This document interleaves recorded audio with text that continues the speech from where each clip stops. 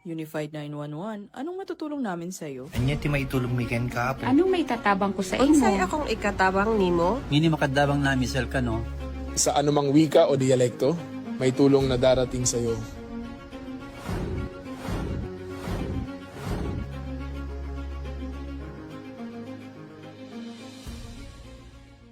Lilingkod sa bawat Pilipino at magbibigay ng tamang impormasyon para sa tahimik at maayos na Pilipinas. Police News Network, alagad ng batas, tagapagtaguyod ng balitang pulis, sandigan ng mamamayan, patnubay ng katotohanan. La Campo Crame, maghahatid ng pinakahuling kaganapan at nagbabagang balita. Ito ang PNN Police News Network. At ngayon, ang inyong mga tagapagbalita. Magandang araw, Bagong Pilipinas. Ako ang inyong alagad ng batas, tagataguyod ng Balitang Pulis. Ako po si Patrolwoman Melin Loquias mula sa Eastern Police District and CRPO. Maghatid sa inyo ng tamang balita, kwento ng pulis at serbisyo para sa mamamayan. At ito ang PNP News Online. Ang pangunahing balita ng Police News Network, alagad ng batas, tagataguyod ng Balitang Pulis.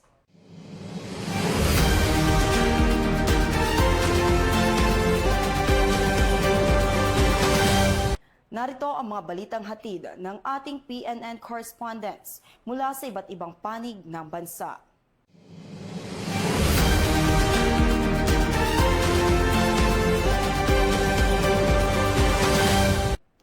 Sa tulong ng Philippine National Police at barangay officials, nabigyan ng tahanan ang mag-asawang senior citizen sa Bulan, Sorsogon. Police Corporal Chris Gopela magbabalita. Pabahay para sa mag-asawang senior citizen, formal nang naipagkaloob sa tulong ng kapulisan at barangay officials. Isang makabuluhang proyekto ng bayanihan at malasakit ang matagumpay na naisakatuparan sa Barangay M. Rojas matapos formal na maipagkaloob ang bagong tahanan para sa mag-asawang senior citizen na sina Nanay Aurora at Tatay Federico Macareza sa pamamagitan ng pagtutulungan ng revitalized police sa barangay, mga opisyal ng barangay at mga pribadong individual. Nagsimula ang inisyatibong ito nang mapansin ng RPSB team ang kalagayan ng mag-asawa habang nagsasagawa ng needs assessment survey sa barangay at dahil sa kanilang kalunos-unos na sitwasyon, agad na nakipag-ugnayan ng mga pulis sa mga opisyal ng barangay upang makahanap ng konkretong paraan upang matulungan ang mag-asawa. Sa pangunguna ni Honorable Julicis G. Bartolata, punong barangay ng M. Rojas kasama ang mga kagawad, mga miyembro ng RPSB team at mga pribadong individual, nabuo ang isang plano upang mabigyan ng maayos, ligtas at matibay na tahanan si Nanay at Tatay Federico. Nagkaisa ang lahat sa pagbibigay ng kinakailangang materyales, lakas paggawa at oras upang maisakatuparan ang proyekto. Sinimula ng konstruksyon ng bahay noong Mayo 16, taong kasalukuyan, at matapos ang mahigit isang buwang sama-samang pagsisikap, matagumpay itong natapos at formal na naipagkaloob sa mag-asawa noong Hulyo 4, taong kasalukuyan. Ang bagong tahanan ay hindi lamang nagsisilbing silungan para kina Nanay at Tatay, kundi simbolo rin ng panibagong pag-asa, seguridad at mas maayos na pamumuhay para sa kanilang mag-asawa. Ipinakita ng proyektong ito ang tunay na diwa ng bayanihan, pagkakaisa at malasakit sa kapwa na siyang nagpapatibay sa ugnayan ng kapulisan at komunidad.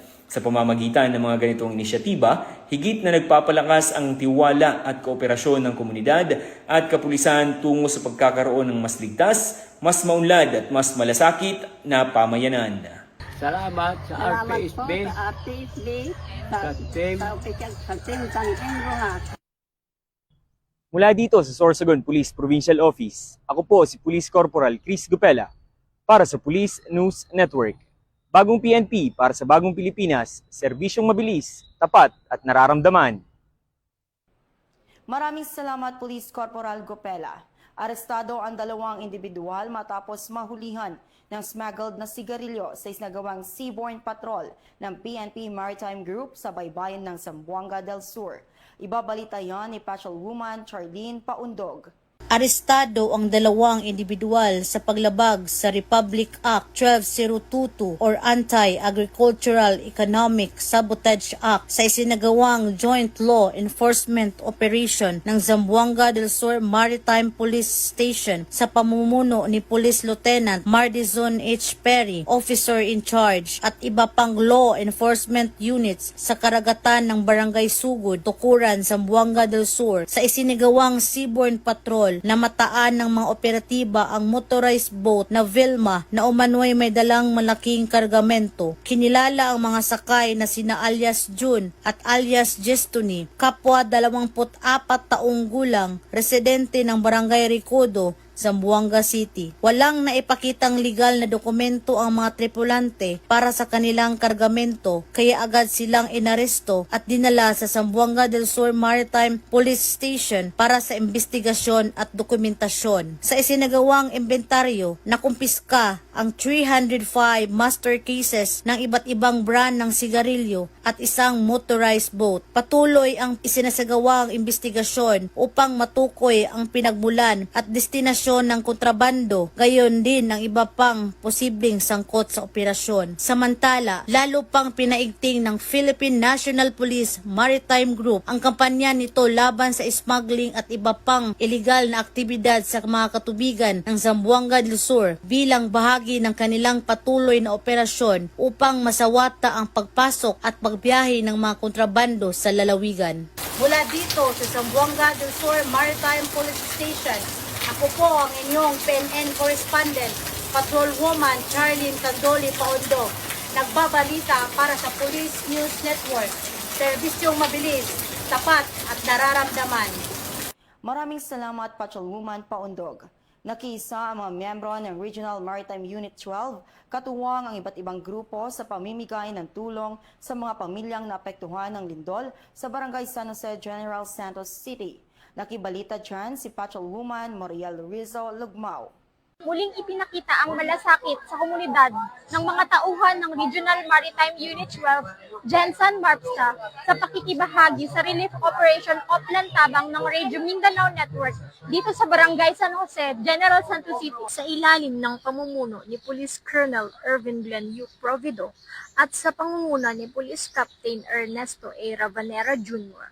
Aktibong lumahok ang mga tauhan ng Regional Maritime Unit 12 Jensen Marpsta sa paghahatid ng tulong katuwang ang IFM 93.9 Cebu, DYHP 612 at Radio Mindanao Networks Jensen para sa mga residenteng naapektuhan ng lindol na tumama noong Hunyo taong kasalukuyan sa Mindanao. Nabigyan ng tulong ang humigit kumulang 250 pamilya sa pamamagitan ng mga relief packs at bigas sa isinagawang relief operation bilang bahagi ng patuloy na oplan tabang ng RMN Jensen. Isa lamang ito sa mga naging inisyatiba ng Regional Maritime Unit 12 Jensen Marpsta sa patuloy na paghahatid ng agarang tulong sa mga biktima ng kalamidad sa rehiyon.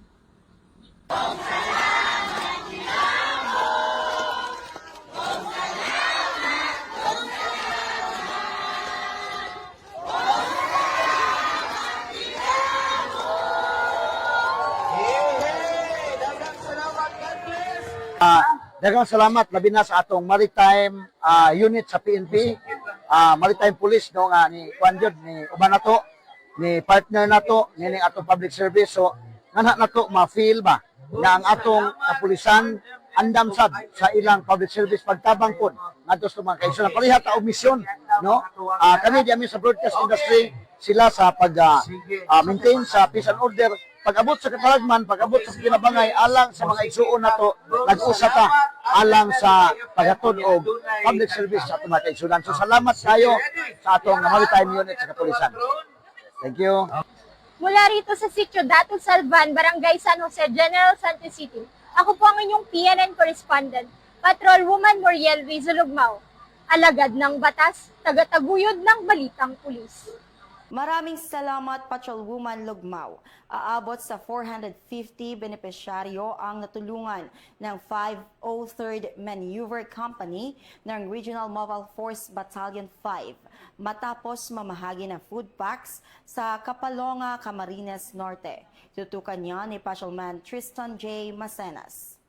Matagumpay na nagsagawa ng pamamahagi ng food packs ang 503rd Maneuver Company, Regional Mobile Force Battalion 5 sa pamamagitan ng RPSB Team Magsaysay para sa 450 household beneficiaries ng Barangay Magsaysay bilang bahagi ng kanilang patuloy na programang pangkomunidad. Ang mga food packs ay naipagkaloob sa pamamagitan ng pakikipag-ugnayan at koordinasyon sa Office of the Vice President na naglaan ng karagdagang ayuda para sa mga beneficiaryong residente ng barangay. Naging maayos at organisado ang pamamahagi sa tulong ng sangguniang barangay ng Magsaysay, mga barangay health workers at barangay public safety officers na naging katuwang sa paghahanda at distribusyon ng mga food packs. Ang aktibidad ay bahagi ng kanilang patuloy na layunin na maghatid ng serbisyong may malasakit at higit pang mapalakas ang ugnayan ng pulisya at komunidad. Sa kabuuan, 450 na kabahayan ang nabigyan ng food packs sa nasabing aktibidad na sumasalamin sa kahalagahan, pagkakaisa at pagtutulungan ng iba't ibang sektor sa paghahatid ng serbisyong tunay na nakatutulong sa kapakanan ng mamamayan at pagsusulong sa isang mas matatag at malasakit na komunidad. Mula dito sa Regional Mobile Force Battalion 5, ako po si Patrolman Tristan J. Macenas, nag-uulat para sa Police News Network. Bagong PNP para sa bagong Pilipinas, serbisyong mabilis, tapat at nararamdaman. Sa kulungan ang bagsak ngayon ng 2 drug suspect sa anti-illegal drug operation ng Quezon Police Provincial Office. Bunga ito ng pinaigting ng operasyon kontra illegal na droga at kriminalidad ng nasabing himpilan upang mapanatili ang kaayusan at kapayapaan sa kanilang nasasakupan. Patrolwoman Jessalyn Argoso sa detalye.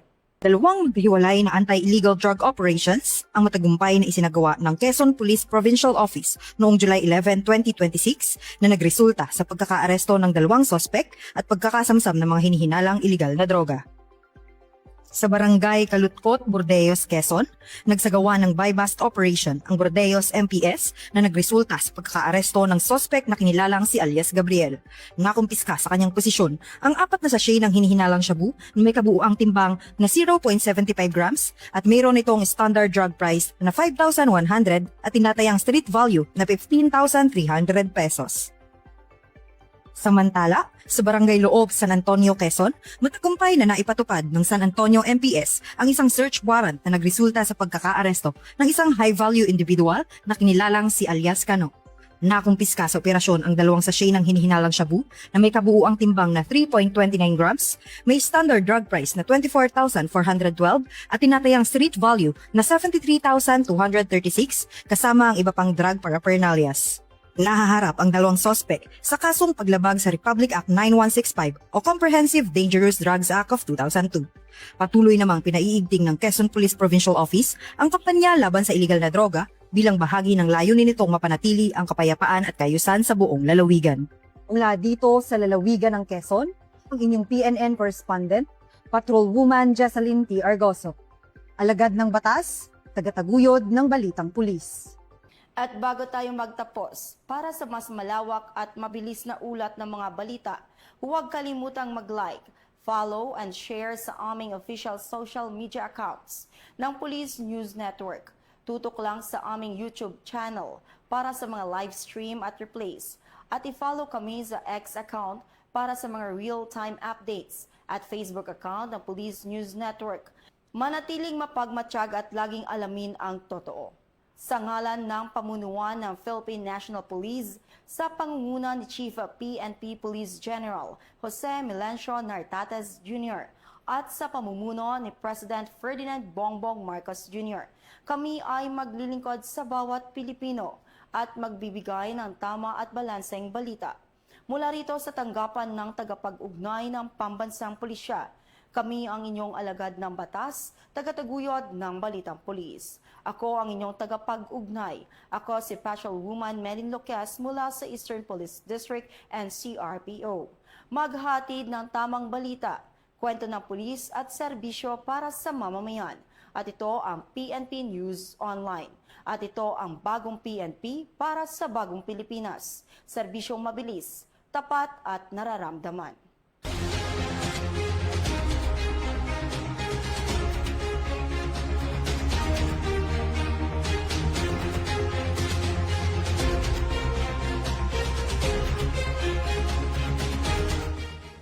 Police News Network, alagad ng batas, tagapagtaguyod ng balitang pulis.